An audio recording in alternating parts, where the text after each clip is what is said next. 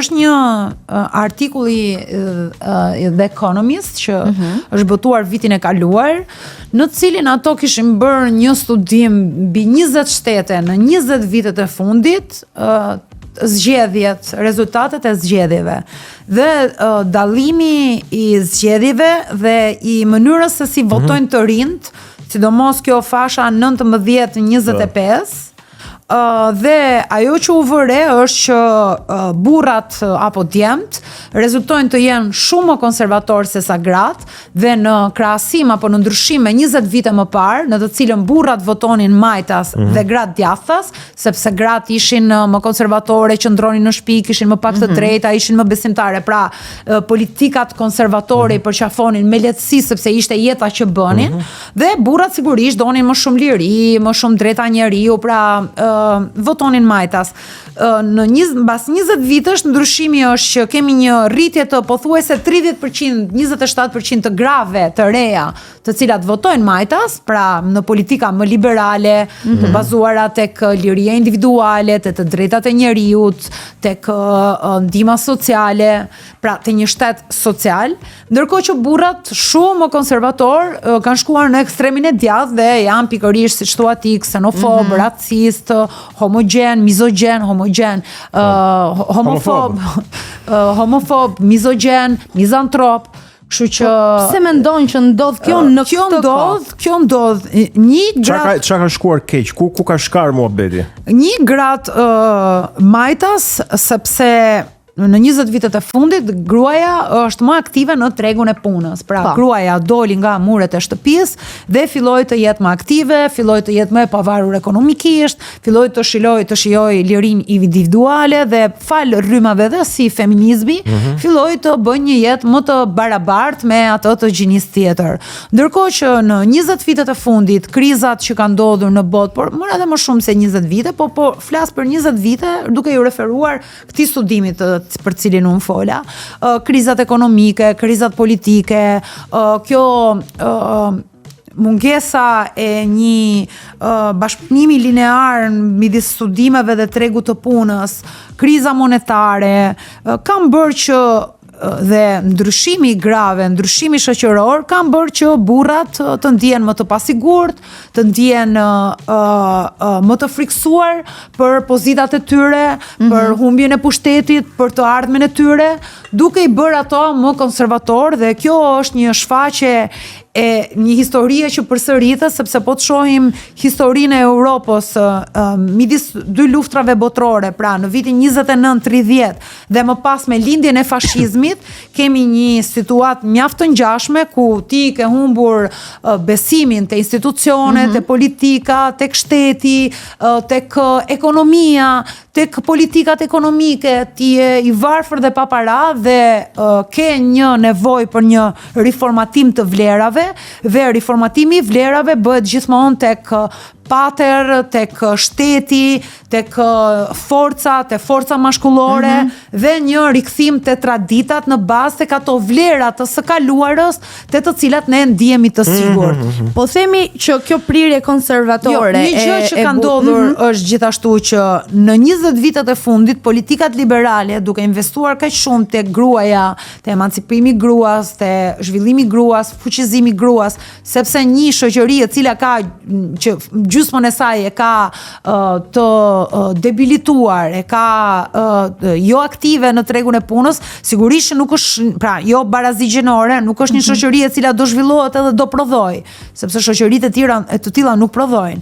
Prandaj në 20 vitet e fundit ne jemi fokusuar te gruaja, por kemi harruar të trajnojmë edhe burra, duke i mësuar ata se si është të jetosh në këtë shoqëri të re, ku rolet gjinore nuk janë më aq binare apo dikotome sa kishin qenë, me kufi shumë të qartë, ku gruaja di çfarë do, di çfarë nuk do, ku gruaja është e pavarur ekonomikisht, dhe ku gruaja nuk martohet sepse ka një nevojë për të mbështetur ekonomikisht, për të mbështetur socialisht, për të mbështetur për të qenë e mbështetur, por zgjedh të martohet me ato që e bën të ndihet mirë, sepse këto gratë e reja janë më të vetëdijshme, pra, dhe martohet më vonë, dhe gjithashtu kur martohet më vonë ose kur vendos të mos martohet, mund edhe të mos vendos të lind. Ja, është e drejta e saj. Dhe kjo është ajo që Trupi i gruas i përket gruas.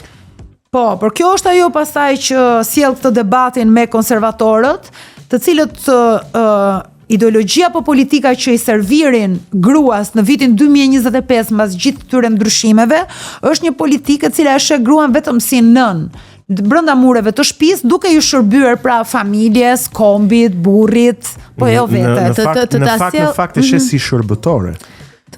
Të sjell një rast konkret. Tamam. Po duke shërbyer, pra Tamam, shërbëtore. Po të sjell një rast konkret nga puna ime tjetër ku po ashtu jemi aktiv në rrjetet sociale, edhe ishte një video e një zonje e cila fliste për vajzat në timon. Dhe ajo e tha me krenarin më të madhe nga eksperienca personale që janë më të kujdesshme. E kam parë këtë video. Dhe kam parë edhe komentet poshtë, po. Komentet se ti ke qenë tek ai emisioni? Po, e kam parë, u bë virale. Komentet që gjeta aty poshtë, vitin 2025 edhe më bëri shumë përshtypje. Jo vetëm për timon, po ju edhe kuzhinën e keni harruar. Shko mbaj vendin kuzhinë. Gjithçka lidhej me këto punë të shtëpisë brenda mureve. Po, ama kuzhinierët më të mirë në botë janë burra. E vërtet. Kështu që kuzhina i përket burrave mendoj. Është vendi i tyre, ata janë të mrekullueshëm, fitojnë çmime në kudo në botë. Mua më vjen shumë E di që mua më pëlqen të gatuaj. Mendoj që ju jeni shumë të talentuar në gatim, burrat. Dashuria vjen nga stomaku, thon zakonisht. Unë mendoj që kuzhina është më e bukur kur ka një burr aty. Po ajo çfarë sidomos kur gatuan për një grua. Kur gatuan, të gatuaj për të gjithë, se s'e them, nuk kam diferencë. Është shumë romantike, është shumë romantike, ëh. A për një burr, për një grua, s'ka problem. Gjithmonë ushqimi i mirë është i mirë pritur. Ka edhe një keq kuptim të feminizmit që është interpretuar her pas here si një luftë mes gjinive. Jo, shiko, e di pse interpretohet si luftë midis gjinive, sepse mendohet që feminizmi është e kundërta e maskilizmit. Dhe maskilizmi është e përsi e burrave ndaj grave. Ndërkohë që feminizmi është barazi gjinore, të drejta të barabarta, jo sepse burri dhe gruaja biologjikisht janë të barabartë. Sigurisht jemi të ndryshëm, ama si qenie shoqërore, si qenie sociale dhe si kontribut social që ato japin, ata duhet të jenë të barabartë, pra në të drejta, në mundësi, në oportunitete, ndërkohë në tregun e punës sot për shembull, po gruaja është pjesë e tregut të punës, por ndasia e pagave midis burrit dhe gruas shkon deri në 4.9%, po kemi një përmirësim vitin e fundit, po ka ende dallim midis mënyrës se si trajtohet një grua në tregun e punës, respektohet një grua në tregun e punës, paguhet një grua në tregun e punës. Pozicioneve të gruas në tregun e punës. Po ika nga ajo pyetja se tani po dërgoj edhe po Po këtu jemi të lirë të flasim për gjithçka, kështu që në fakt mund të kalojmë nga njëra temë në tjetrën. Ne burrat nuk kemi pak të drejtë ndjehemi çik të mërzitur për këtë 20 apo 30 vjeçarin kur gratë kanë jo vetëm që jo, më fal se më rikthye se e kava se po flisim për feminizmin. Dhe ajo që doja thoja dhe po i pastaj ndoshta më thuaj nëse jam në temë ty me pyetjen tënde, dhe feminizmi nuk është e kundërta e maskilizmit dhe matriarkati nuk është e kundërta e patriarkatit.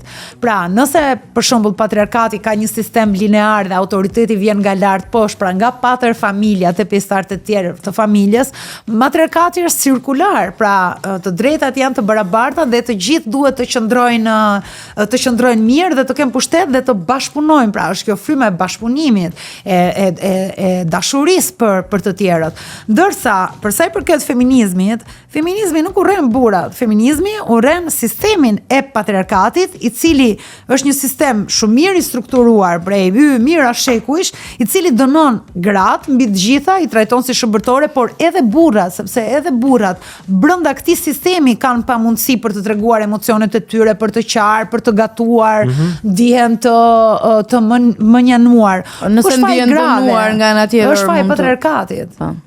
Ne kuptoj. Okej. Dhe sa herë që një pjesëtar ose një grupim shoqëror fiton disa të drejta, me këtë nuk kuptojmë që të tjerët që kanë të drejta do ju mbasin ata të drejta.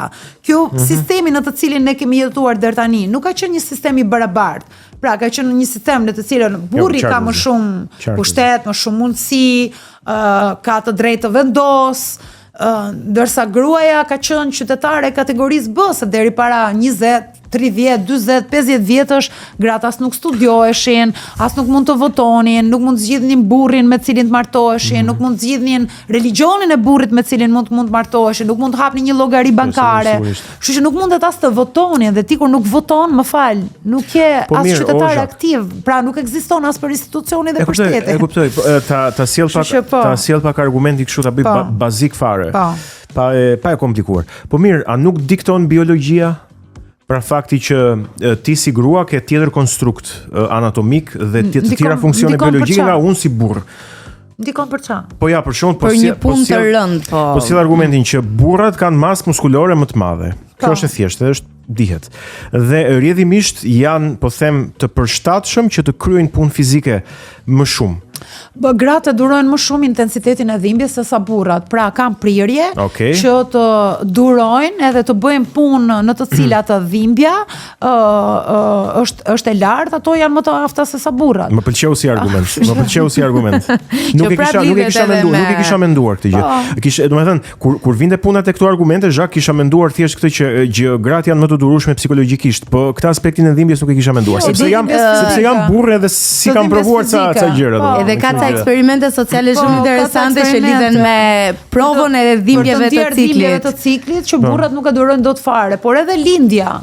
Po, duhet jetë të mërshme. Me shtatë kocka të thyra të një burri. Është një shkallë e intensitetit të dhimbjes dhe që ndërlidh edhe disa pasoja, pra dhimbje nga disa sëmundje të ndryshme dhe shoh gratë janë ato që durojnë më shumë. Nga ana tjetër gruaja e ka, po e them kështu thjesht, e ka të rregulluar jetën e saj në bazë të cikleve biologjike që është për shembull ai lindjes, i edukimit, rritjes së fëmijëve. Ndërkohë që burri duke mos e pasur këtë, thuhet që është më i disponueshëm që të punojë me kohë të pandërprer, kështu që automatikisht fiton avantazh në tregun e punës, sepse nuk shkëputet nga puna. Po, prandaj ne duhet të flasim gjithmonë më shumë për punën e papaguar të grave, që ishte edhe pjesë. Më pëlqen. Pjesë e këtij projekt ligji. Pra gruaja punon vazhdimisht, nuk është se gruaja punon gjatë gjithë kohës, merret me fëmijët, ajo që bën artizanat, bën pazarin, gatuan për shtëpi, pra nëse se një burr kur gatuan në restorant i e paguan, jep rrogë, një grua kur gatuan në shtëpi. Një grua bën babysitter, gatuan, pra është guzheniere, është ajo pastruesja që vjen edhe për të hekurosur dhe për të pastruar, bën shoferen, se çon fëmijët, merr fëmijët, i çon nëpër kurse, bën pazarin, kujdeset për gjyshin, për gjyshen, kur janë të smur, ikën në spital, i gatuan. Punë me kohë të plotë është kjo. Domethënë janë 5 profesione që i bën kjo gruaja. Dhe nëse ne do bënim një analizë të sa do duhet ta paguanim ne këtë grua, unë mendoj që kjo vlera do ishte goxha e madhe. Kështu që kjo është një mënyrë shumë e mirë që ne të gjejmë një balans midis asaj që folëm përpara, pra jetës aktive në punë profesionale dhe jetës private, një mënyrë shumë e mirë në të cilën njerëzit do merrnin frymë dhe do qëndronin më shumë me fëmijët e tyre, qoftë burrat apo gratë, se kështu bën shoqëri të shëndetshme. Po ka edhe prindrit kalojnë kohë cilësore me fëmijët e tyre, sepse ato momente janë momente edukimi, sepse prindi është mentori i dur, është ai që i mëson çfarë është e mira, çfarë është e keq, çfarë është privatja, çfarë është publikja, etj. Dhe ne do kishim vetëm përmirësime pra nga kjo shoqëri me të drejtat e barabarta me barazi gjinore. Sepse një nga shqetësimet e burrave është që kjo lloj barazie gjinore po pamundson dhe po pakson gjithmonë më shumë sferat ku burrat mund të shprehen. Ky është shqetësimi i madh, domethënë po e pushtojnë gjithçka gratë.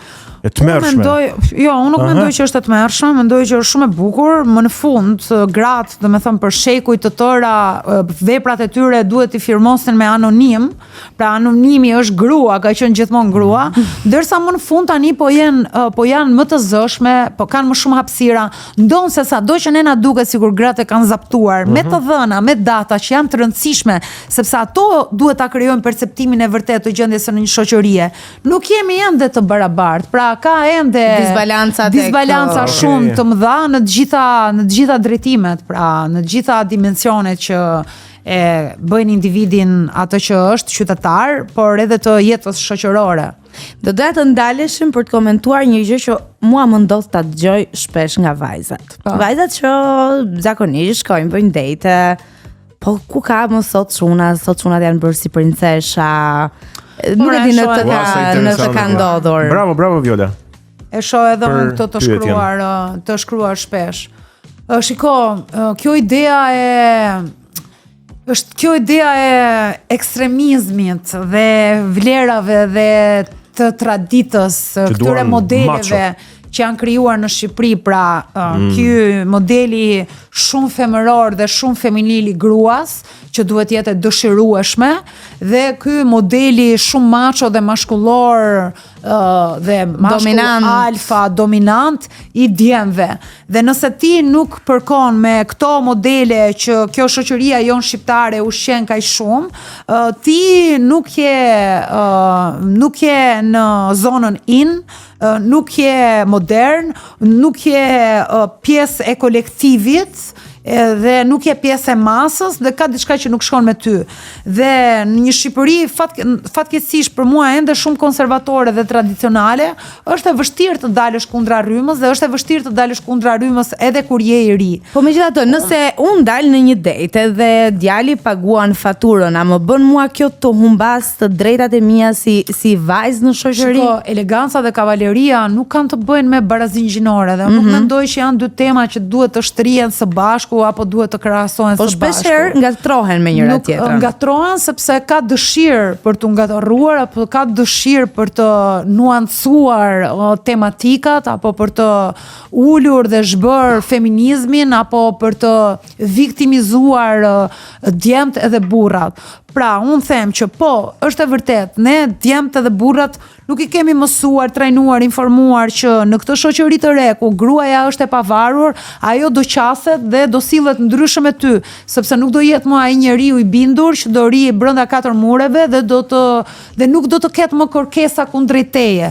Gratë sot që janë më liberale, më progresiste, më të edukuara, pra edhe nëse shohim të dhënat, për sa i përket studimit dhe arsimimit, shohim që vitet e fundit ka një rënje në arsimim të djemve dhe burrave dhe ka një rritje në arsimim të vajzave dhe grave. Dhe kjo vlen edhe për vendin tonë dhe çdo sjellje e mirë shoqërore ose antishoqërore rrjedh padyshim nga e dhënat që ka të bëjë me arsimin. Ky është një problem ekonomik në thelb.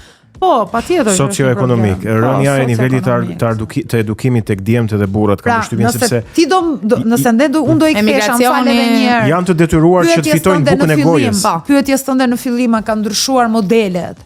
Ajo çka shohun në Shqipëri nuk është është një kështu zhbërje e qëllimshme e disa pilarëve shumë të rëndësishëm që një shoqëri qoftë edhe kaq primitive sa kjo e jona duhet të ketë. Pra drejtësia që duhet të funksionojë patjetër, shëndetësia që duhet të funksionojë patjetër, arsimi që duhet të funksionojë patjetër dhe nuk do ndalem te media, po do ndalem te bujqësia, sepse bujqësia për Shqipërinë është shumë e rëndësishme. Dhe mendoj që niveli sektori bazë ekonomik është gjëja më kryesore e ekonomisë që kemi. Më duket se për momentin në vendin ton këto 4 sektor janë të përdhunuar dhe të copëzuar me qëllim. Dhe sigurisht që mbas kësaj zhbërje të këtyre 4 shtyllave të rëndësishme, situata do jetë kjo që është.